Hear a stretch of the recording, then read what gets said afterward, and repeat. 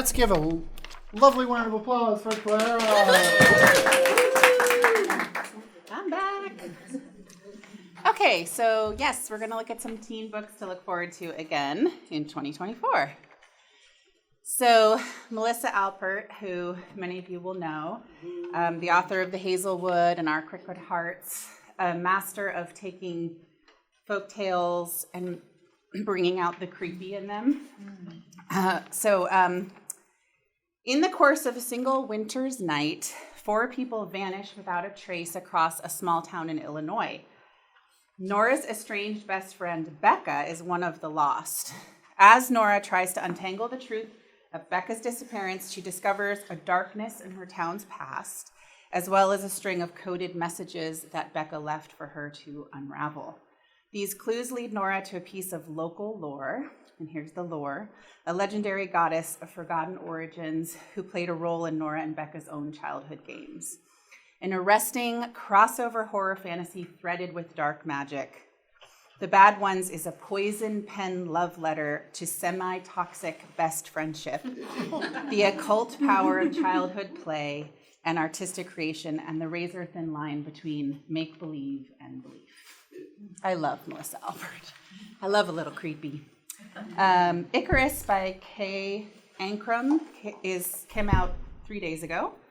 This is a suspenseful queer YA romance, which reimagines the tale of Icarus as a star-crossed love story between a young art thief and the son of the man he's been stealing from. I think 2 of the first 3 holds on Icarus are in this room. The Black Girl survives this one. This is a YA anthology coming in April, edited by Desiree Evans. So this is a collection of horror stories that center Black girls who battle monsters, both human and supernatural, and who survive to the end. Defying the genre's preference for centering white heroines, this collection features Black girls who are fighters, survivors, breakers of generational curses, and slayers of evil. The stories contain deft social commentary, and many investigate the monstrosities of the human condition. A standout is Justina Ireland's Black Pride, which is a radical take on werewolves set during the era of the Black Panther Party. So we had zombies during the Civil War, and now we have werewolves during the Black Panther Party. Should be fun for all of us Bay Area folks. The Breakup List by Adib Khorram, coming next month as well. This is from the author of Darius the Great Is Not Okay, if any of you remember that one. So this is about Jackson Ghaznavi, who is a lot of things, but one thing he's not is a romantic. And why would he be? He already has a front row seat to his parents' divorce, and he's picked up the pieces of his sister Jasmine's broken heart one too many times. Jackson is perfectly happy living life behind the scenes. He's a stage manager after all, and keeping his romantic exploits limited to the breakup lists he makes for Jasmine, which chronicle every flaw, real or imagined, of her various and sundry exes. Enter Liam, the senior swim captain turned leading man that neither of the Ghaznavi siblings can stop thinking about. Not that Jackson has a crush, of course. Jasmine is already setting her sights on him, and he's definitely straight anyway. So why does the idea of eventually writing a breakup list for him feel so impossible? All right, I'm super excited about Kill Her Twice by Stacey Lee, coming in late April, author of The Downstairs Girl. The setting is Los Angeles in 1932. Lulu Wang is a star of the silver screen and the pride of Chinatown, and she has a face known to practically everyone, especially the Chow sisters, May, Gemma, and Peony, who are Lulu's former classmates and neighbors. So the girls instantly know it's Lulu when they discover a body one morning. The sisters suspect Lulu's death is the result of foul play, but the police don't seem motivated to investigate. Even worse, there are signs that point to a cover-up, and powerful forces in the city want to frame the killing as evidence that Chinatown is a den of inequity and crime. Even more reason that it should be demolished to make room for the construction of a new railway depot. Worried that neither the police nor the papers will treat Lulu fairly, the sisters set out to solve their friend's murder themselves, and maybe their neighborhood in the bargain. save their neighborhood in the bargain. But with Lulu's killer still on the loose, the girls' investigation just might put them square in the crosshairs of a cold-blooded murder. That one should be good. Blood at the Root by Ladarian Williams is coming in May. This is a debut. Sounds really interesting. A teenager on the run from his past finds the family he never knew existed and the community he never knew he needed at an HBCU for the young, Black, and magical. Super fun fantasy debut. This Book Won't Burn by Samira Ahmed, coming in May. This is from the best-selling author of Internment. So this is a book about small-town politics and small-town love that is very timely. At her new school in the new town she's been forced to move to her senior year, Nora Khan discovers hundreds of books have been labeled obscene or pornographic and are being removed from the library in accordance with a new school board policy. Even worse, virtually all the banned books are by queer and BIPOC authors. Nora can't sit back and do nothing because that goes against everything she believes in, but challenging the status quo just might put a target on her back. There is a Door in This Darkness by Kristen Kishore, coming in June. Magic Tinner story from the acclaimed author of the best-selling Graceling novels. And this book takes on the national trauma of 2016 to 2020. Okay. Sleep Like Death, coming in June. Best-selling author of Cinderella is Dead, Kaylin Bayron, makes her highly anticipated return to the realm of fairy tales with this thrilling twist on the classic story of Snow White. And then, of course, we had to include Such Charming Liars, coming in July, the newest mystery from the author of One of Us is Lying, the queen of thrillers, Karen M. McManus. This is about a mother-daughter set of grifters who are setting out on their final job and the heist gets dangerous and deadly personal. Okay. Maggie Takuta Hall has a new graphic novel coming out in May, and this is about an unlikely pair of female samurai who join forces, and what begins as a run-of-the-mill quest for glory and revenge evolves into something much more complicated. Turns out that fighting actual demons doesn't mean you're not running from your own internal ones. This is an edgy, unexpectedly hilarious, genre-defying graphic novel. And I did include one final nonfiction title to wrap this up, which is The Enigma Girls by Candace Fleming, which came out earlier this month. A fascinating story of the brave and dedicated young women who helped turn the tides of World War II for the Allies at Bleckley Park. And that's it. Thank you so much.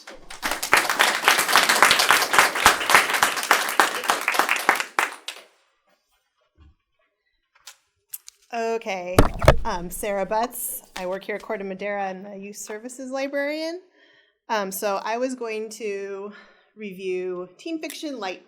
I don't know how many of you have the same problem, but I often have parents of younger teens or teens who are just a little more sensitive to like those kind of grittier and triggering elements of teen fiction. So they still want to read the mature stories, but they don't necessarily want graphic violence, sex, drug abuse, that kind of thing. These books have some romance and a little, well, sometimes more than a little fantasy violence. There's no drinking and smoking, but these things are not thematic and they're not explicit. I've got a few genres that I'll go over. I'll kind of go into one book each.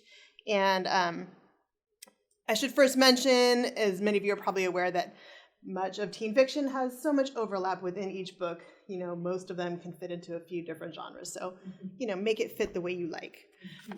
So, to start, sci-fi fantasy dystopia. The Totally True Story of Gracie Byrne by Shannon Takaoka is about a somewhat socially anxious Gracie who's recently moved in with her mom into her grandmother's home. So she's coping with her parents' divorce and her grandmother's progressing Alzheimer's. She'll also be starting a new school, and she fantasizes about reinventing herself, starting her new school with a more mature and interesting persona, more confidence. She's also a writer and a journaler. And so she finds in her grandmother's belongings this empty, pristine notebook. And so she's kind of intrigued by that. And one night she decides to write in it. And when the somewhat fantastical things that she's written in this journal start to come true in unexpected ways, she realizes that the journal in her hands could be dangerous. So this story features elements of an alternate timeline and kind of the complications of that we are all familiar with. Wish fulfillment. It's got like a low-key romance. It's got family relationships, basic high school angst. It's lighthearted, and it's heartfelt, and it's relatable. So it's a nice, light read. For realistic and historical fiction, I'm going to talk about Res Ball by Byron Graves. This one fits the bill for the hard-to-find sports stories. It also suits for fans of high school situational dramas. It centers on Trey, who's an Ojibwe teen dealing with the recent death of his older brother and with the pressure of his new position on the varsity basketball team. In addition to sharing insight into the lives of Indigenous American teens living on a reservation, it also addresses themes of loss, family healing, pressure to succeed that a lot of kids are going to be familiar with, and a community. So highly recommend that one. Stateless, by the way, such a fun adventure. Just saying. Okay. Supernatural and horror. Disclaimer, these books are scary. They're horror books. We hope that, even though this is a list for, the lighter teen books, the readers need to know that it is horror and they will be scared. So Grey Mist Fair, of these three books, is the one that's less haunted house, evil spirit in the mirror, monster under the bed, and it's a little more atmospheric, witch in the woods, wolf at the door, kind of fairy tale scary. So the story centers on a town called Grey Mist Fair, located deep in a dangerous forest and nearly impossible to find. It's a collection of stories, actually, each about a different character or resident of the town, and with the common thread among them that people from the town keep disappearing, typically leaving behind just a pile of torn and sometimes bloody clothes. This is not uncommon in the history of the town, and so there are many theories as to what's happening. They seem to understand that the woods are claiming their family members and friends. Some blame the witch that lives deeper into the woods, but some also think that the witch is protecting them from whatever is in the woods. Some think that it's fierce wargs, who are wolves that actually are embodied with the spirits of their dead children. And some of the children actually say that there are people in the town that are perpetuating these disappearances. So each part of the story reveals more about the town, its mystery, and its residents. It's beautifully eerie, and the writing is accessible and well-crafted. Highly recommended as a gentler option for those that like a scare but not the modern traumas often present in this genre. A little romance here. Oop. I'm going to not use the space bar. There we go. So a little like Waking, Adam Rex, if you're familiar, is the one who wrote The True Meaning of Smek Day. He likes to illustrate. He's got this kind of offbeat sense of humor, and so this is no exception. After noticing some incongruous things around her idyllic town that she lives in, like flying schoolmates, talking cat, things like that, Zelda becomes aware that she is in a dream. Becoming worried that she is trapped in this dream world that might end whenever the dreamer wakes up, she takes her concerns to the other townsfolk. And after some discussion and some empirical research, the townsfolk conclude that either one of them is the dreamer or that there's some external dreamer dreaming them all. And so they all kind of come to terms with how they would prefer the things to unfold, but they all kind of agree, like, yes, we are a dream. So Zelda embarks on a quest to the edge of the dream, where she hopes to discover more about who the dreamer is, thinking that it's probably herself, and actually everyone kind of thinks they are the dreamer. But along the way, she's joined by the talking cat, and a wizard, and a boy who's new to town and is more interesting to her than anyone else has ever been. This book has a bit of everything. It's got Adam Rex's own illustrations, and they are displaying the absurdity and ominous nature of a dream. It's funny. One of my favorite parts involves a near-lethal dodgeball game involving gym teachers named Chad. But it also gets pretty metaphysical. It's quite interesting. Dreams are crazy. And at its heart, though, it's a book about first love and about not being afraid to take chances. So, thrillers and mysteries. What the River Knows by Isabel Ibanez. Inez is a member of the Argentinian elite society, destined to live a quiet yet pretty high society life in Buenos Aires. She longs to accompany her parents, though, on their annual months-long trips to Egypt, where they work with and fund her uncle on his exciting archaeological digs. When word arrives that her parents have died out in the desert, Inez sets off alone on a dangerous journey to discover what happened to her parents. This is kind of a mix between Indiana Jones and Agatha Christie. What the River Knows captures the global 19th century excitement around the archaeological discoveries being made by Europeans in Egypt at the time, but without supporting or romanticizing the cultural pillaging that era unfortunately perpetuated on the Egyptians. It is an equally good recommendation for fans of historical fiction, romance, fantasy, and mystery. The second part of the duology is due out in November. It is quite an adventure.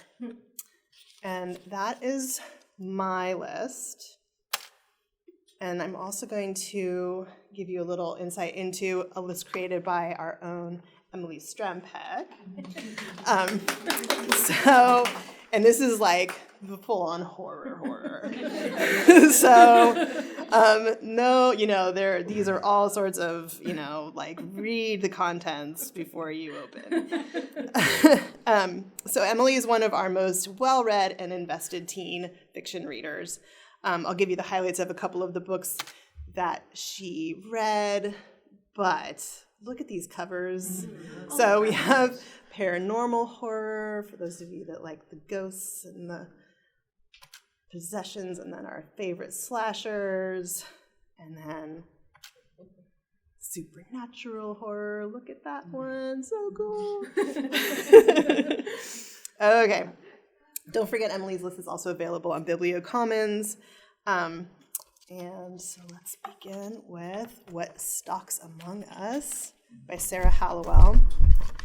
This claustrophobic mystery of a horror novel will have any reader on the edge of their seat, but it will also tug at their heartstrings. While the start of this book will have you focused on the horror aspect as it goes on, it starts to dig more and more into the history and motivation of the characters, and will have you questioning who the monster is and who the victim is. The book delves deep into the way that trauma can affect you, and the way that you must face your trauma to move past it. It tackles topics such as misogyny, internalized anti-fat bias, emotional abuse, as all with fantastic prose and a friendship that can weather anything. When Logan and Sadie decide to skip their yearly class field trip to an amusement park, they are driving endlessly when they come across a massive abandoned corn maze. Common sight in Indiana during the fall, but not in midsummer. The two decide to enter the maze anyway and find themselves unable to find their way out. Doors appear and disappear. The maze seems to loop back on itself, but the truly strange part is the reenactments of the worst days of their lives and the corpses they find, some of which are of themselves. To get themselves out of the maze, they will have to investigate the reason it exists in the first place and to face the parts of themselves they have hidden away from each other and themselves. Goosebumps. Okay. And delicious. Again, look at that cover. I can't wait. This one is so good. Emily says this one is really good. Delicious Monsters by Lucille Sambury. This is a gripping psychological thriller told from the points of view of two Black teenage girls 10 years apart, who are both attempting to uncover the mystery of a haunted house. This book delves into the way that Black girls are only viewed as victims when they are perfect enough, an almost impossible standard to meet. It puts a spotlight on the nature of sexual violence, abuse, and depression, and how they can ripple through generations. It asks the questions whether haunted houses and ghosts are the real monsters, or is it the people that truly hold the title? The dual narratives are the backdrop to a well-crafted narrative that will keep the reader glued to the page until the end. It is important to note that this book deals with rape, grooming, and gaslighting of young women, as well as graphic imagery involving maggots and slaughtered animals. 17-year-old Daisy looks at the house inherited from a distant late uncle as a new start for her and her mother, away from Toronto, her abusive ex-boyfriend, and from the ghosts that haunt her wherever she goes. But the house has a monstrous will of its own, and trying to uncover the truth will put her in grave danger. 10 years later, college student Brittany has a popular web series on haunted houses, and the house has a cult following due to her emotionally abusive mother's claims that her stay there changed her life for the better. When she is given a chance to investigate the house, put a focus on forgotten Black girls, and uncover the truth about its history, she jumps at the chance. But the truth is more horrific and dangerous than she knows. Thank you all. Don't forget those lists on BibliaCommons.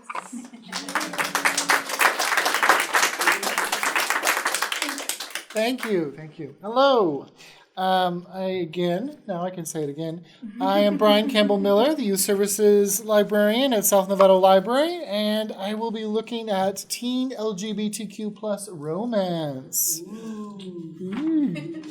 So first off, I'll start with some books that look at the gender identity spectrum. And I looked at Spellbound, Always the Almost, and Anders and Santi Were Here. These three books feature protagonists that stepped out of the heteronormative cisgendered norms. Sun from Spellbound used they-them pronouns. Anders from Anders and Santi used they-them pronouns and identified as non-binary and queer. And Miles from Always the Almost was a trans man who identified as gay. These books would make a great intro into gender identity matters for teens trying to understand the concept and for those trying to understand their own identities. Sexuality is a spectrum. All 5 books, actually. The 5 books featuring characters across the Kinsey scale. We had heterosexuals, gays, lesbians, bi, poly, asexual, aromantic, or demisexual. Spellbound is in a fantasy setting that avoided labels, while the other books allowed the characters to explore and share their identities, sexualities in an organic, real feeling manner. Love Letters delves into the complexities of asexuality, while Dark Hearts has a character struggling, living closeted and bisexual awakenings. I'll go a little bit more into depth in some of them. Always the Almost. This was a New Year's, in this book, a New Year's resolution leads to 16-year-old trans boy Miles Jacobson to try to win back his ex-boyfriend and win the Midwest's biggest classical piano competition. Things seem on track until a new queer boy moves to town, making Miles reconsider who he was before and who he's going to be going forward. Will he always be an almost? So this one was really interesting. You got to see a little bit of the cutthroat behind the piano action at a classical piano competition. And just sort of like the real teen angst issues.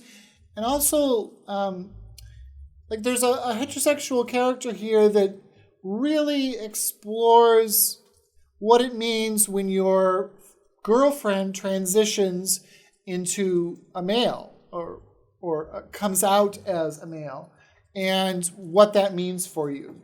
Are you still heterosexual? Do you continue that relationship? And what does it mean for the trans male who previously had identified as heterosexual because they liked men and is now identifying themselves as a male? Does that make them queer, gay? What are their identities? And how do they find that while also having new romantic feelings for someone else? So there was a lot of issues that were dealt into here, and I found it a really emotional and enjoyable story. Dark Hearts. Now this one was really good. It kind of reminded me of like BTS for some reason, or it's about a boy band, and they're angsty and gothic. So in Dark Hearts, author James L. Sutter takes a fun and poignant look at teens, fame, bisexuality, death, substance abuse, and dealing with generational trauma. David left his band just before they became famous. He's not jealous. Well, okay, maybe a little, or maybe a lot.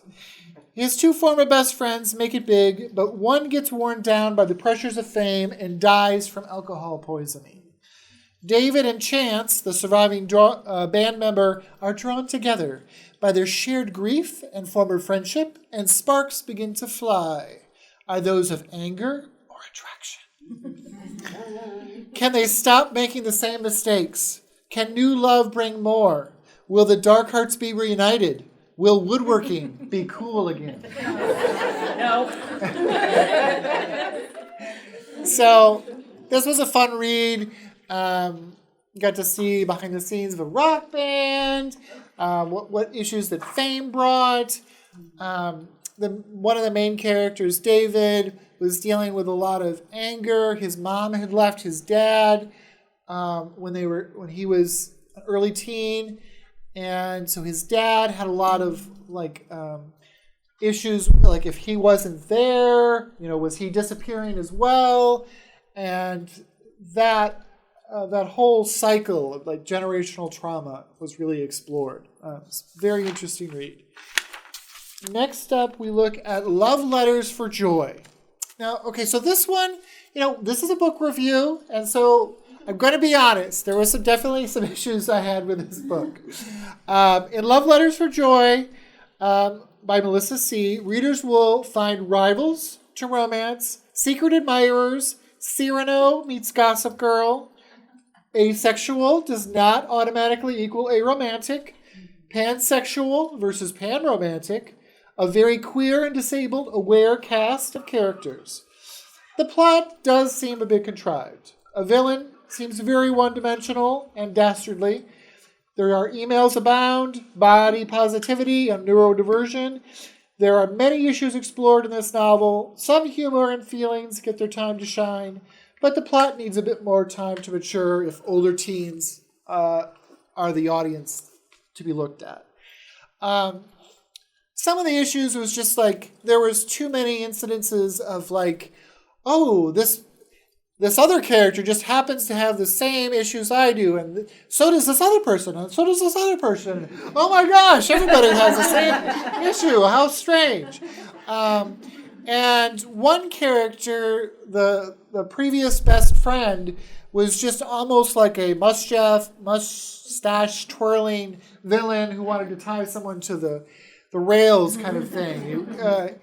He was just a little too one-dimensional in his villainry. But I like a lot of books where they go back and forth between two characters' perspectives, and there's some love letters here between a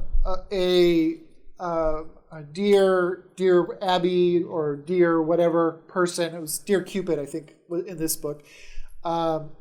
Asking for romance advice, and then the letters back and forth.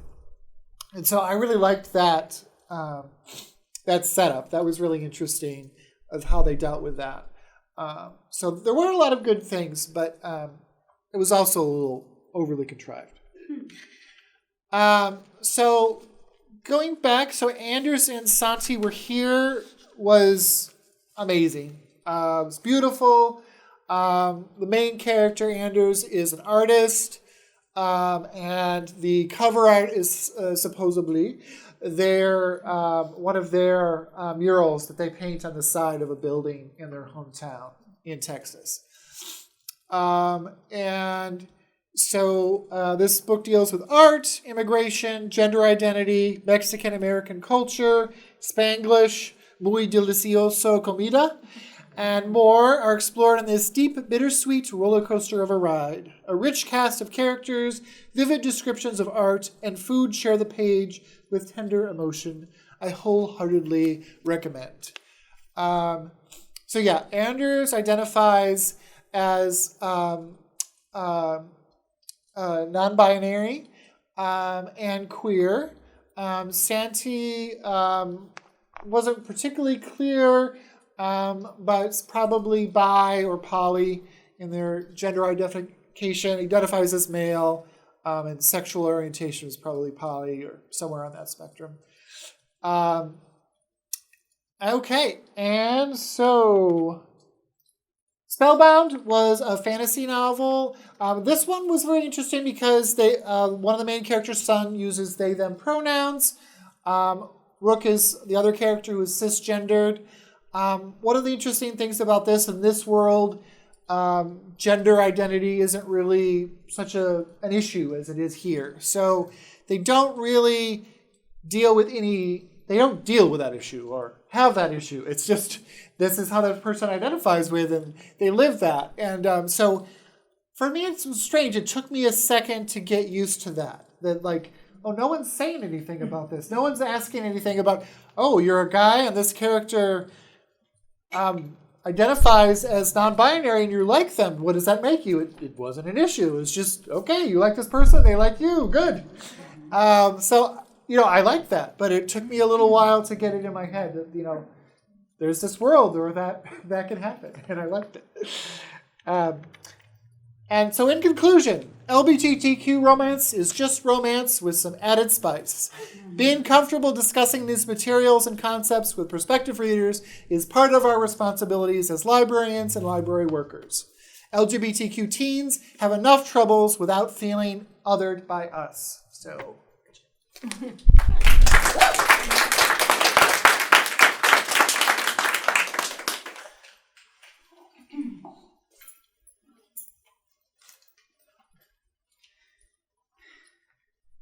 Hi, everyone. My name's Anne-Marie. I work at the Point Reyes Library as the Community Library Specialist and the Literacy Coordinator. And as some of my colleagues know, I'm a big proponent of graphic novels, mostly adult graphic novels. And I feel like oftentimes people really advocate for graphic novels as like a hinge to get those reluctant readers in the door with reading. And I think that's so true. And they're just wonderful on their own. Just as like an adult, I love reading graphic novels, not so much the comics, but more like the action hero comics, but more of like the graphic memoirs. And so I wanted to just share a few of them that I really enjoyed. So this is the list that I have on BiblioCommons, but the first one that I want to share today about is called Hidden Systems by Dan Knott. As a kid, I remember growing up with that big book that's like How Things Work. Mm-hmm. And it was very kind of text heavy, had some great illustrations. But when I found this book, I was like, oh my God, like all of these concepts are really clicking for me. I'm personally very much a visual learner. And so I feel like this could be a great book, honestly, for anyone. If you wanted to read it to a younger kid, as an adult, definitely for teens. We use water, electricity, and the internet every day. But how do they actually work? And what's the plan to keep them running for years to come? This nonfiction science graphic novel takes readers on a journey from how the most essential systems were developed to how they are implemented in our world today and how they will be used in the future. What was the first message sent over the internet? How much water does a single person use every day? How was the electric light invented? For every utility we use each day, there's a hidden history, a story of intrigue, drama, humor, and inequity. The graphic novel provides a guided tour through the science of the past and reveals how the decisions people made while inventing and constructing early technology still affect the way people use it today. Full of art, maps, diagrams, Hidden Systems is a thoughtful, humorous exploration of the history of science and what needs to be done to change the future. So this was probably my favorite one. Really, really enjoyed it. So this next one I was really delighted to find it because I hadn't found a graphic novel written by an Indigenous author, and it's definitely a little bit darker. I would say 14 and up because there are some kind of heavier themes of like abduction, abuse, but it's that intersection of real historical trauma and horror with the folklore and like the imagination of horror. A group of Cree teens gather around a fire to share stories of spirits and shapeshifters in this chilling debut graphic novel. After wandering out to the river near their homes, 5 teens decide to build a fire and exchange horror stories. Chad begins by telling the group about an unfortunate fisher who encountered a cluster of small, malevolent creatures while navigating the river in his canoe. Attempting to defend himself, Carl lashes out with an oar, and his world changes forever. One by one, the teens try out to outdo each other, and the evening evolves into impromptu storytelling competition. On certain nights, if you walk along Loon River and peer under the bridge, you might spot a fire. You might hear a laugh. You might hear a scream.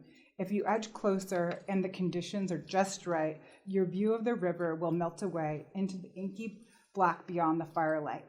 Not to worry, the echoes of rushing water will help you find your way back, or will they?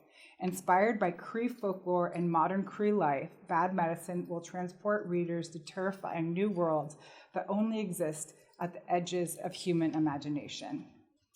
And this is a quote by Stephen Graham Jones, author of The Only Good Indians. Bad Medicine's about as good as medicine can get. Stories with blood on the ground, sure, but a lot left in the heart too. And this is just so you can see some of the illustration style. And then this one would definitely, this is a Dan Santat graphic memoir, and it's a National Book Award winner. This one is definitely a very fun read. I laughed out loud and it made me cringe at times. Definitely, I feel like younger readers could read it and there isn't any like super heavy content in it. But it was so very enjoyable, and it takes place kind of late 80s, early 90s. And so it just is very kind of nostalgic. A middle grade graphic memoir based on best-selling author, Caldecott medalist Dan Santat's awkward middle school years and the trip to Europe that changed his life. Dan's always been a good kid, the kind of kid who listens to his teachers, helps his mom with grocery shopping, and stays out of trouble. But being a good kid doesn't stop him from being bullied and feeling like he's invisible, which is why Dan has low expectations when his parents send him on a class trip to Europe. At first, he's right. He's stuck with the same girls from his middle school who love to make fun of him, and he doesn't know why his teacher insisted he come on this trip. But as he travels through France, Germany, Switzerland, and England, a series of first experiences begin to change him. First Fanta, first fondue, first time stealing a bike from German punk rockers, and first love. Funny, heartwarming, and poignant. A First Time for Everything is a feel-good coming-of-age memoir based on New York Times best-selling author and Caldecott Medal winner Dan Santat's awkward middle school years. It celebrates a time that is universally challenging for many of us, but also life-changing as well. And that's it.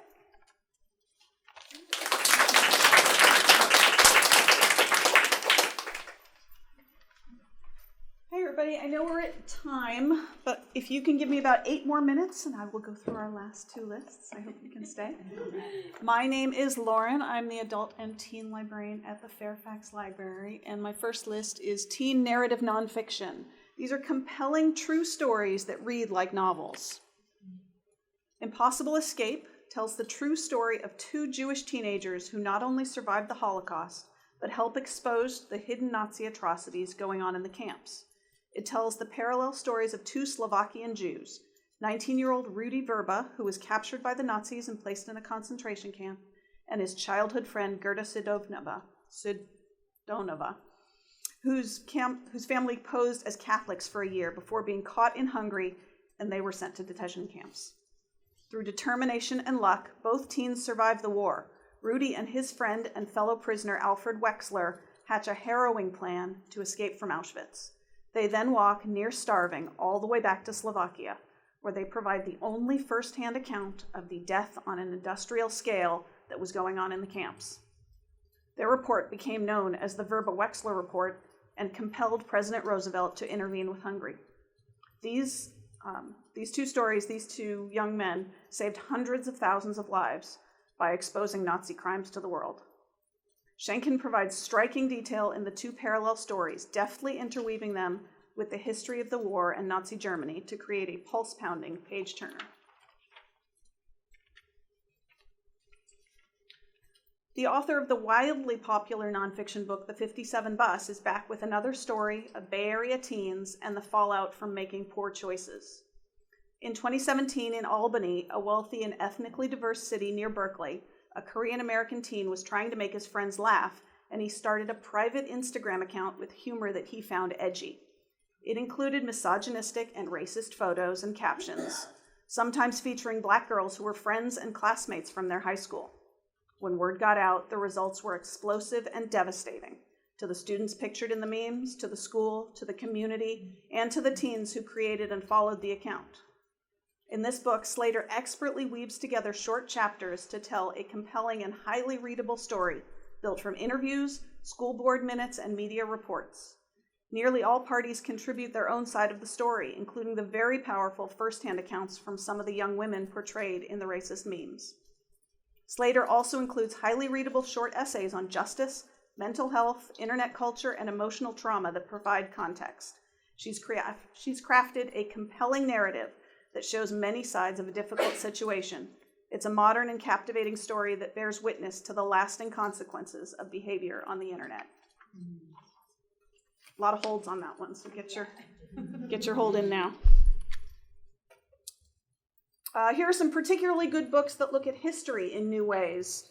America Redux is a unique book that uses photo collages to cleverly illuminate 21 different stories in American history. It's really beautiful and exciting looking. Doomed tells the true story of two immigrants who were tried and executed for murder in the 1920s, even though they maintained their innocence.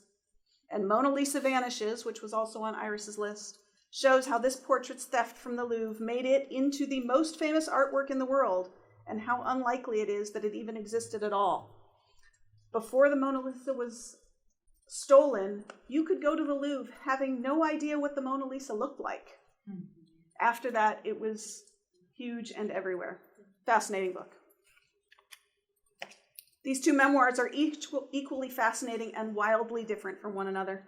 From Here is the tumultuous and affecting memoir of a gay Muslim woman focusing on her childhood in Jordan, coming to the United States, and her struggle to reconcile the vastly different parts of her life. Nearer My Freedom starts with its foundation as the original autobiography of an enslaved African man and tells his fascinating life story in a new verse narrative. These graphic novels show how images can enhance memoir stories. In The Talk, Darren Bell uses artful graphic illustrations and pointed humor to investigate his life from childhood to adulthood, stemming from the talk that all Black parents give to their Black children.